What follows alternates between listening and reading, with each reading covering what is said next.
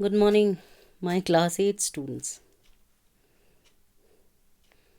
Once again, I'm back with your history subject and with the second module of your chapter Ruling the Countryside. Hope you have gone through the previous module wherein I had discussed about the various land revenue systems. So now in this section we would be discussing about the cultivation of indigo. Now by the late 18th century, the British company was trying its level best to expand the cultivation of crops. They were somehow persuading or forcing the cultivators in various parts of India to produce other crops like jute in Bengal, tea in Assam, sugarcane in UP, United Provinces, wheat in Punjab, likewise cotton in Maharashtra, and so on and so forth. They also put in efforts for the cultivation of opium. Now, it was the floral cotton print design which was produced by William Morris, a famous poet and artist of 19th century of Britain, wherein he used very rich blue color, commonly called indigo. In fact, it was more likely that blue color dye, which was manufactured from indigo plants which were being cultivated in India, and at the same time India was the biggest supplier of indigo in the world at that time. And indigo plant grows primarily in the tropics.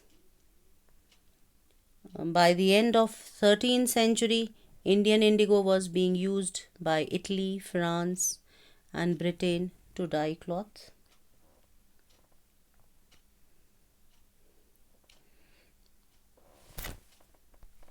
Now, European cloth manufacturers had to depend on another plant, which was not exactly a substitute, but it was more similar to this, which was known as woad. Reason being that only small amounts of Indian indigo reached the European market and its prices were very high. And being a plant of the temperate zones, woad was more easily available in Europe. It was grown in northern Italy, southern France, and in parts of Germany and Britain.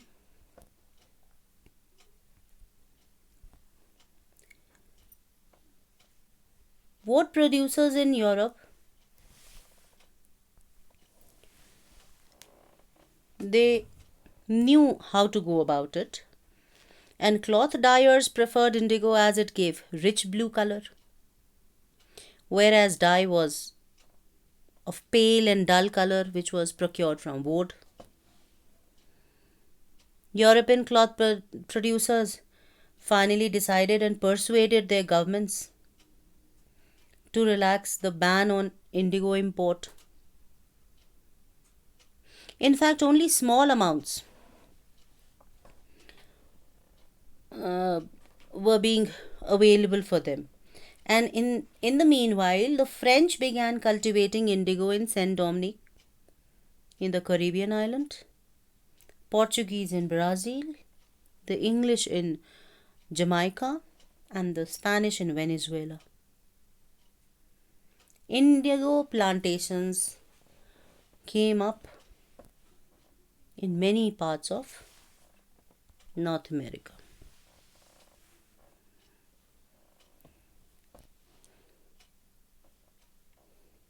And by the end of 18th century, the demand for indigo grew further. Britain began to industrialize and its cotton production expanded dramatically, creating an enormous new demand for cloth dyes. While the West Indies and America collapsed for a variety of reasons, the demand of indigo was rising in Europe. Company in India looked for ways of expanding the area under cultivation. Between 1783 to 1789, the production of indigo in world fell by half. And cloth dyers in Britain now desperately looked for new sources of indigo supply. And there was a rising demand for indigo in Europe. Now, from the last decades of the 18th century, indigo cultivation in Bengal expanded rapidly. And finally, indigo came to dominate the world market.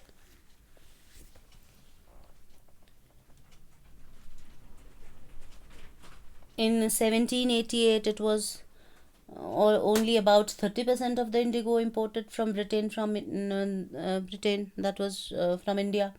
And by 1810, the proportion had gone up to almost 95%.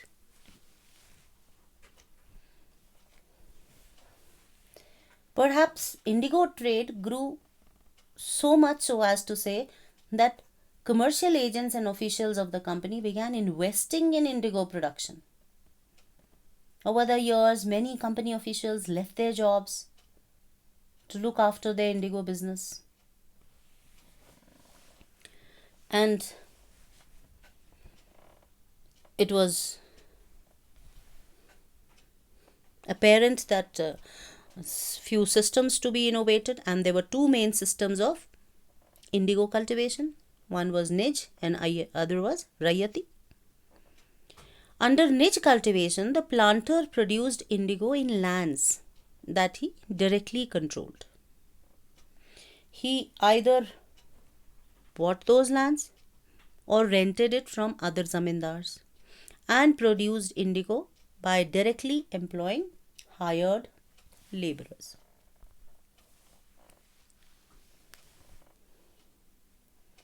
Now, planters found it difficult to expand the area under Nij cultivation. Reason? Because indigo could be cultivated only on fertile lands, and these were already densely populated. With the result, only small plots scattered over the landscape could be acquired. Planters needed large areas in compact blocks for cultivation.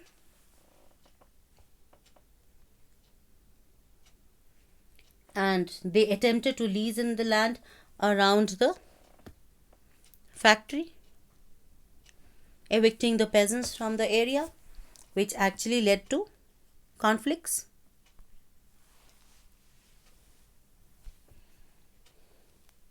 One more thing before I come to Rayati system, one more thing I would like to mention, that niche cultivation required large scale of agricultural implements, that is plows. Then for transportation and for plowing the fields, bullocks. They also required vast number of hands to operate. And this was a big problem. Why? Because most of these were already preoccupied and busy with the rice fields. So, by late 19th century, planters therefore were quite reluctant to expand the area under niche cultivation. And almost less than 25% of the land producing indigo was under this system, that is niche. And then rest of the system came under Rayati system of cultivation. Now, under this system, planters forced the Rayats to sign a contract, an agreement, satta. Those who signed the contract got cash in advance from the planters at very low rates of interest to produce indigo. Now, the condition was the loan committed the Rayat to cultivate indigo on at least 25% of the area under his landholding. And at times they pressurized the village headmen to sign the contract on behalf of the Rayats. The planter provided the seed and the drill while the cultivators prepared the soil, sowed the seed and looked after the crop. Now gradually the problems arose with the Rayati cultivation of indigo as well. When the crop was delivered to the planter after the harvest, a new loan was given to the Rayat. And the cycle started all over again. The prices they got for the indigo they produced was very low. And the cycle of loans never ended. Now, peasants who were initially tempted to the loan soon realized how harsh the system was. And the major problem was the planters usually insisted that indigo to be cultivated on the best of the soils, in which peasants preferred to cultivate rice. They yielded rice crop, which was an edible crop, of course. And another important aspect was that indigo had deep roots and it exhausted the soil and no edible crop could be grown thereafter. So it was a situation of rebel, which was given the name as Blue Rebellion because it was related to indigo, the blue color dye.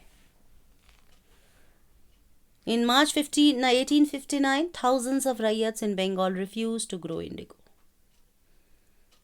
Rayats refused to pay the rents to the planters and attacked indigo factories armed with swords and spears, bows and arrows.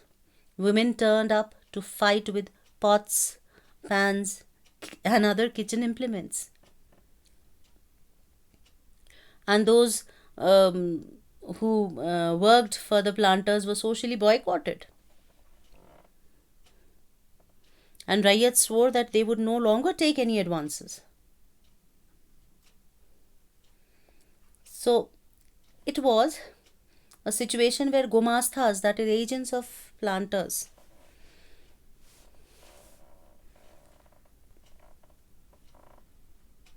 here indigo in production is shown. A person is busy in the vat and indigo produced, it is down below shown in this clipping. Now I took up this topic, it is term, that is Gomasthas. So Gomasthas were the agents of planters. They were officially employed by the Britishers. And they were supposed to collect the rent forcibly. Indigo system was intensely oppressive. Many villages headmen mobilized the indigo peasants and fought pitched battles with the Lathias. So they did not dare come in for the forefront. And what gave them the power to rebel?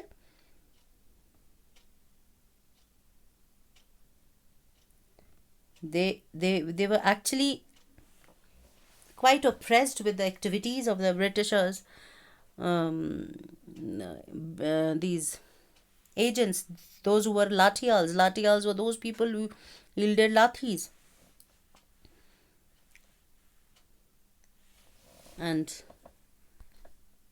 see, Gomasthas or Lathials, very strong built men. They were usually employed by the Britishers. It was an official employment for them. So, in other places, zamindars went around villages urging the ryots to resist the planters. Zamindars were equally unhappy with the increasing power of the planters. And blue rebellion, as we say, it was growing day by day. And it was looked into that British government would support them or not. They were still not very sure. But this news had spread around. And that there is a revolt which is simmering in the indigo regions, amongst the indigo districts, you can say. The Lieutenant General, the then Lieutenant General, he took a round of the region to have the pace of what is happening around. And then after taking a tour, he basically wanted to show his sympathy on the part of the government for the plight, for the condition of the peasants. And the magistrate Ashley Eden issued a notice stating that ryots would not be compelled to accept indigo contracts, to placate the peasants and control an explosive situation. It was somehow on the part of the people that they misinterpreted. Or we can also say that his action was read as a support for the rebellion, because word went around that Queen Victoria had declared that indigo need not to be sown, wherein Ashley Eden was trying to calm down the situation. Worried by the rebellion, government brought in military to protect the planters from the assault. And they also set up the Indigo Commission. As the rebellion was spreading, intellectuals from Calcutta rushed to the Indigo districts, and they saw the situation. They wrote about the misery of the ryots, the tyranny of the planters, and the horrors of the indigo system.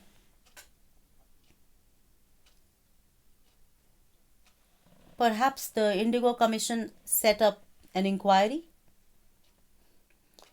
and a system of indigo production had to be inquired.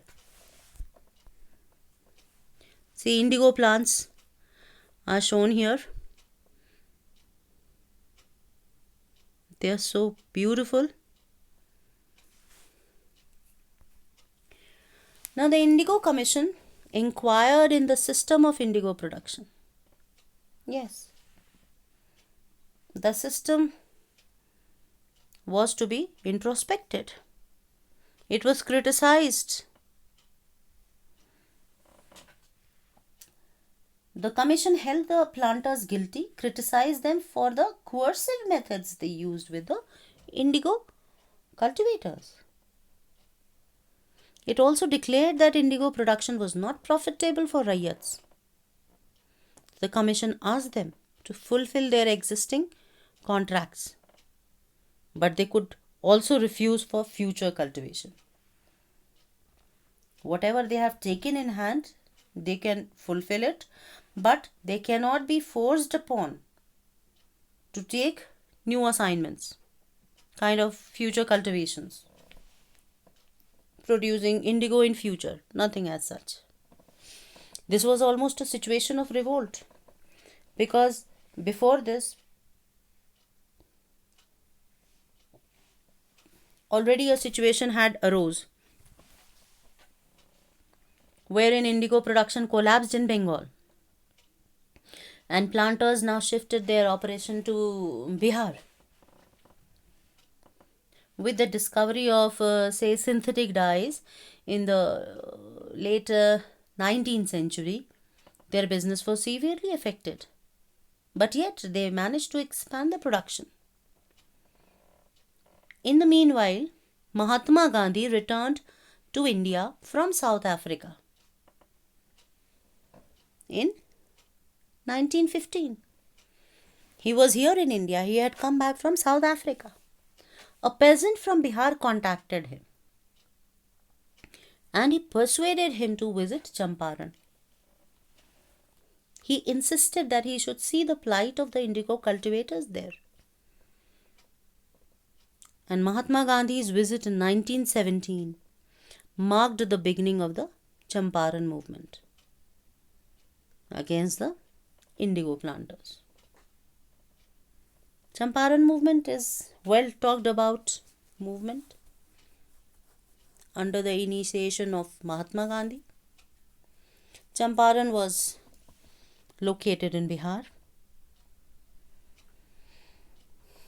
and this was an eye-opener for the Britishers, wherein they got a clue that yes, under the given circumstances, Indians can raise their voice against any of their oppressive activities. So with this, I come to the end of the chapter. This is the last topic of your chapter. And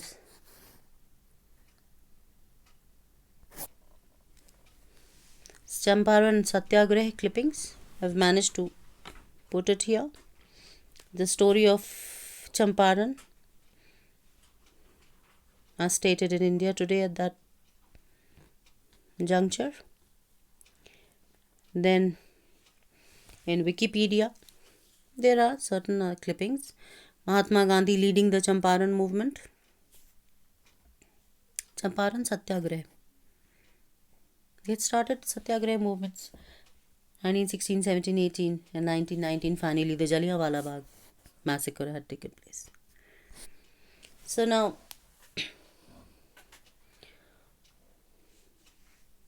the chapter has come to an end.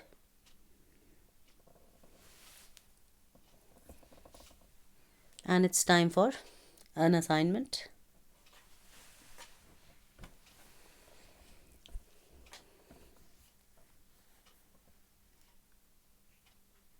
As you have been enjoying doing the assignments earlier, I have gone through your assignments, those who have posted back the assignments, and come to a conclusion that PowerPoint presentations once again on the topic production of indigo. That is basically the process of production of indigo, wherein I have given you clue of how you will be going in the sequential order, indigo factory.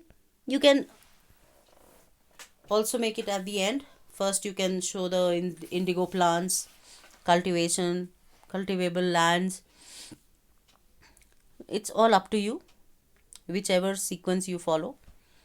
Women carrying the indigo plants to the vats. Vats are basically the storage vessels where it is being fermented. Then vat beaters are employed there, and vat beaters beat the vat, and that pulp is taken out, which is